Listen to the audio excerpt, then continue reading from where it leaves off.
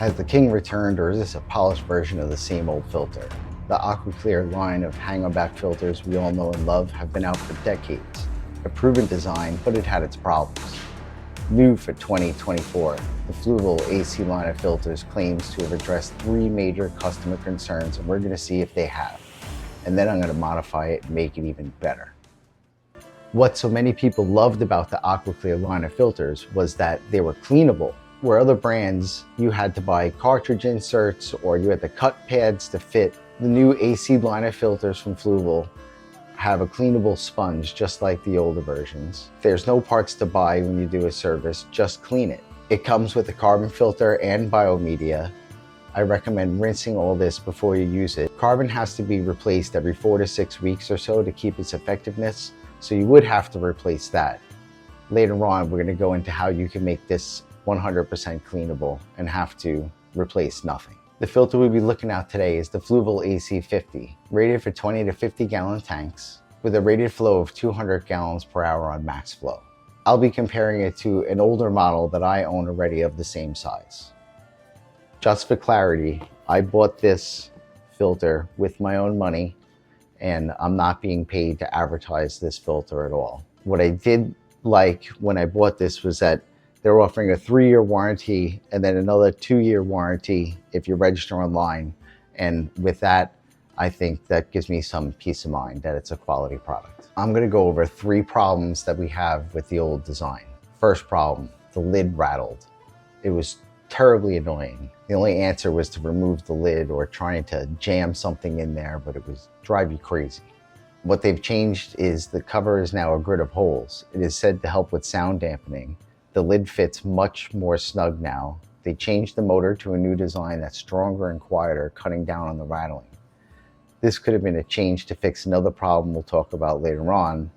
The adjustment for flow isn't accessible with the lid on like it was in the older model, but in my experience, it's a set it and forget it thing. An upgrade to the new design is the intake sponge filter.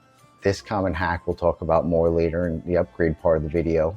But putting a sponge on the intake makes it safe for frying shrimp. It's a great upgrade to come with it.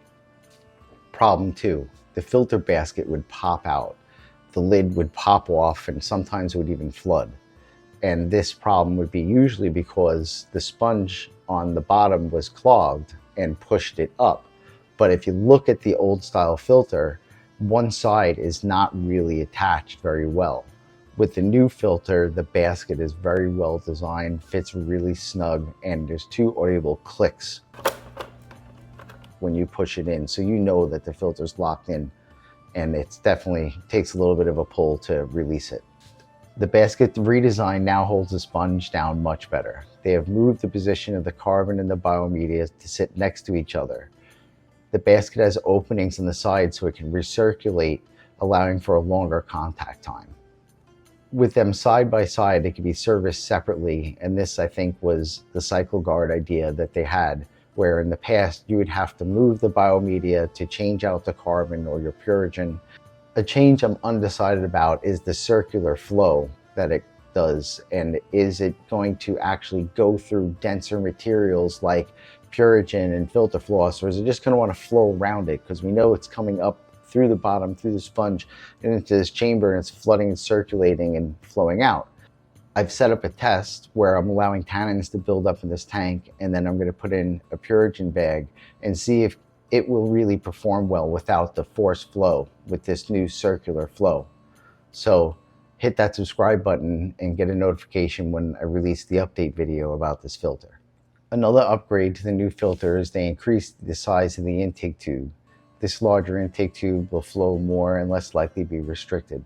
Another nice update is the extension tube. This is used for deeper tanks.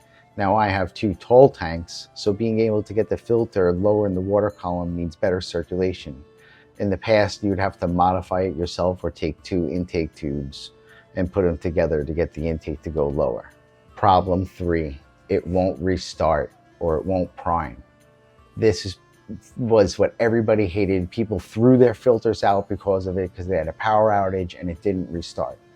Now, in my experience, and I own a few of these in all different sizes of the older design, I've never had a problem with them losing prime I've had a problem with the motor not restarting and come home and the motor be hot and it may even be humming and have to go in there with a toothpick or something and spin the impeller.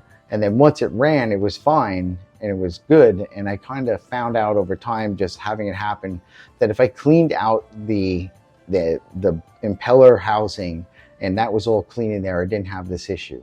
But will the new design fix this with a stronger motor and a different impeller design? Only time will tell, so we'll see about that in the update video. There are people out there that say it loses prime, and one thing I have to say about this is the water level in the tank in relation to the impeller and where the tube comes down to the impeller, that spot right there, the water level in the tank has to be at least that high. But if the water is very low, the filter is going to flow backwards through the intake tube and it's going to seek level with the tank. And if that level is below the intake tube where it meets the impeller, it's going to lose prime and it won't reprime. So minimum expectation is that it is at least above that level.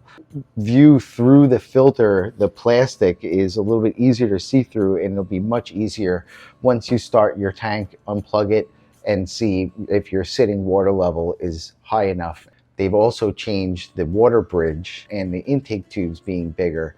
I think all this will assist in it priming better. And so we're going to try it. Just put it in the tank, put some water in it. Now, don't run the pump dry. It will ruin the impeller as it bangs around in the hole. We're going to start it and we'll see how this goes. It's currently set up as it is out of the box with the carbon and the biomedia came with the intake sponge. I've put some water in it. Now let's plug it in.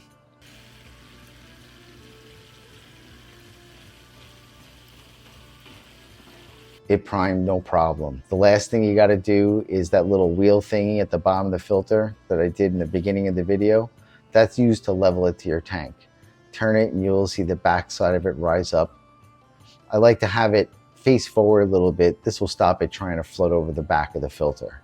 So that flow is pretty heavy and I like to redirect the flow because the fish won't swim to the front of the tank. So let's get into some filter hacks. For me, I like to use Purigen. It does everything that carbon does, but it does it better. And it's cleanable. And you can see when it's exhausted. It changes colors. That's when you know you need to replace it.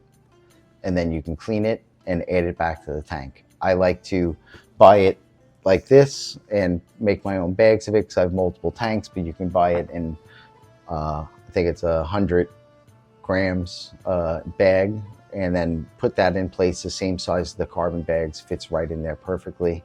And so I put 100 grams in a bag and I'm gonna let that run and see if that pulls the tannins out. So that's one thing that I like to do, is change my carbon out for that. And now the filter is completely cleanable. There is nothing to buy when I wanna service my filters. And because I have multiple bags, I just take a bag out, I'll clean that one later when I have a few more, and then I'll put a new bag in it. When it comes to the intake sponge, I kind of see this sponge being a problem. In my opinion, you want a coarse sponge here. You want something that isn't going to clog. It's easy to clean, but if it was larger, it would take much longer for it to get clogged and really be an issue and restrict flow. A little tip is don't put the sponge past the intake. Just put it on far enough so that it covers the intake itself and it leaves the bottom of the sponge hanging down. This way it'll use the whole face area of the sponge. So I want the most flow out of my tanks, but the problem is that my fish won't swim in the heavy flow, and that just so happens to be the very front center of this tank. So what I do is that I take a plastic bottle and I just cut it open and I kind of just one piece of waterproof tape on the top, and it helps direct the flow left and right. I even cut little windows in there so there's some downward flow, but it cuts down a lot of the force. And I like to do that, and that works pretty, good for me. You can do multiple things. I've cut it flat so it returns onto it and sends it straight across the tank, especially good if you have a very long tank and you want to get flow around the tank. My tanks are really quiet. You don't really hear anything, so that's really what I'm looking for. I can't have that splashing water sound. I think something's leaking. So did they fix the 3 most common issues that everybody was complaining about? In my opinion, yes.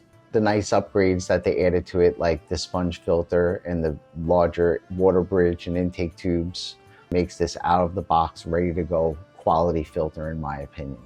But what are you going to do about all that algae? You can fix that here.